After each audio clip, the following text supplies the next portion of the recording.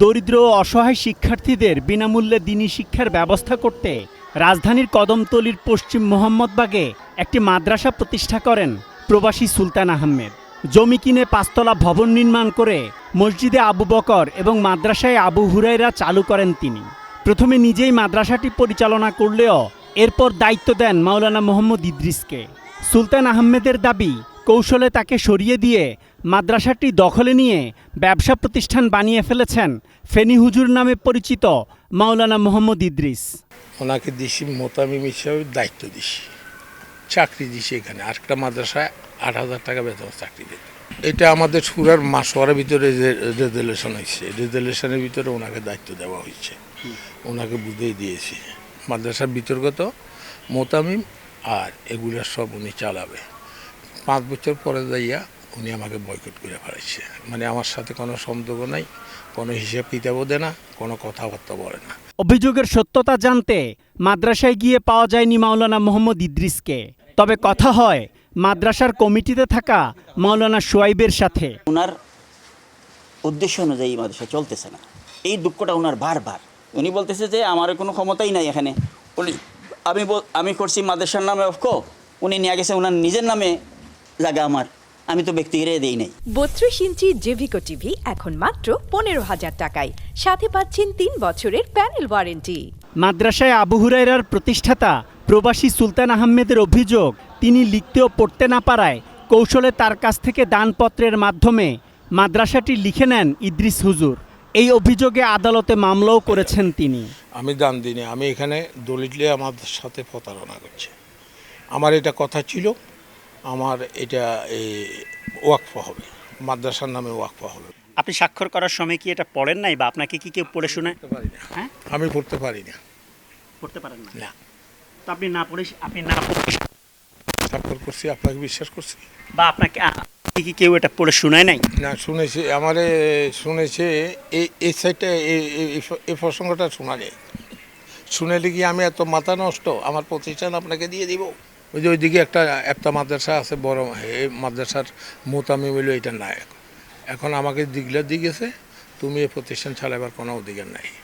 আর যদি প্রতিষ্ঠান যদি তোমার মনে করো তো আমাদের সাথে মিলিত, তোমরা ধান্দাবাদি করো মাদ্রাসার নাম দিয়া, বিভিন্ন জায়গা থেকে টাকা উড়ে উড়ে খাইতেছো, নিজের ফ্যাট মোটা করতেছো, আমি দেখতেছি না।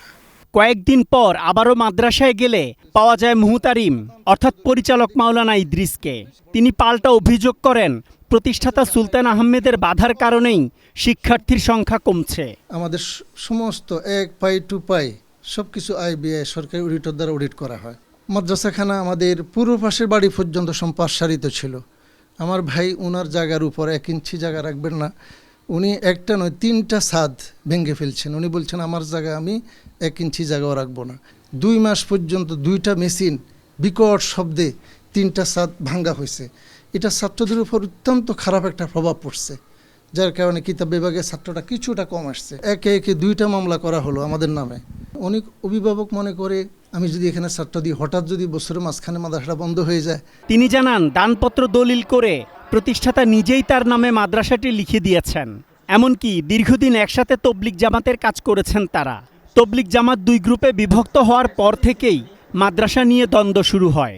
আমাকে আমাদের এই মহল্লার অনেক বড় আলেম আবুল হোসেন সাহেব রহমতুল্লাহ মারা গেছেন, উনি সহ বেশ কয়েকজন মুরব্বী বললেন যে মাদ্রাসাটা বারবার বন্ধ হয়ে যায়। যিনি প্রতিষ্ঠাতা উনি তো আলেম নন, একটা কামি মাদ্রাসা পরিচালনার জন্য আলেম হলে ভালো হয়। তো আপনি প্রস্তাব দিন যে যেহেতু আপনাকে আগ্রহ করে আনতেছে, যদি আপনার প্রতি আস্থাই থাকে তো উনি সম্পূর্ণ আপনাকে বুঝে দেখ, প্রতিষ্ঠানটা সর্বস্বত্ব ত্যাগ করুক, যদি আপনার প্রতি আস্থা থাকে।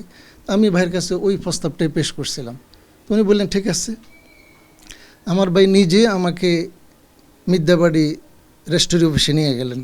এদিকে মাদ্রাসার কোনো ক্যাশ নাই, যেহেতু কোনো ছাত্র নাই, শিক্ষক নাই, মসজিদে নামাজ পড়াইবারও কেউ ছিল না। 1,04,000 টাকা দ্বারা এই জমিন দানপত্র রেজিস্ট্রি হয়।